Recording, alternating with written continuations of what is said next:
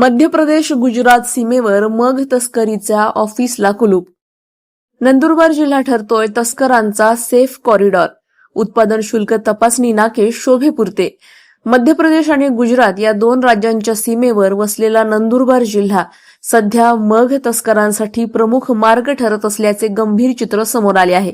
विशेषतः नंदुरबार मार्गे महाराष्ट्रात मोठ्या प्रमाणात अवैध मग तस्करी सुरू असून यावर नियंत्रण ठेवण्यासाठी उभारण्यात आलेले राज्य उत्पादन शुल्क विभागाचे सीमा तपासणी नाके प्रत्यक्षात मात्र कुलूपबंद असल्याचे दिसून येत आहे.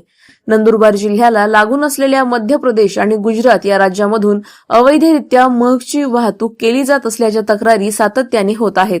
आदिवासी बहुल आणि दुर्गम भाग, घनदाट जंगल तसेच अनेक अंतर्गत मार्गांचा फायदा घेत तस्कर बिनदिक्तपणे मग वाहतूक करत असल्याचे बोलले जात आहे.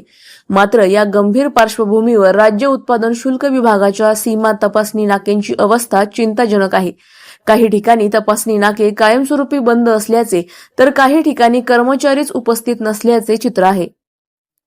परिणामी हे तपासणी नाके केवळ शोभेपुरते उरले की काय असा सवाल आता सर्वसामान्य नागरिकांमधून उपस्थित केला जात आहे. अवैध मग तस्करीमुळे केवळ शासनाच्या महसुलाचे मोठे नुकसान होत नाही तर तरुण पिढी व्यसनाधीन होण्याचा धोका वाढत आहे. तसेच गुन्हेगारी प्रवृत्तीला खतपाणी मिळत असून कायदा व सुव्यवस्थेचा प्रश्नही निर्माण होत आहे. स्थानिक नागरिकांचे म्हणणे आहे की जर तपासणी नाके नियमितपणे सुरू होऊन काटेकोर तपासणी झाली तर तस्करीवर मोठ्या प्रमाणात आळा बसू शकतो. या संपूर्ण प्रकाराबाबत राज्य उत्पादन शुल्क विभाग महाराष्ट्र यांच्याकडून तातडीने लक्ष घालणे आवश्यक आहे.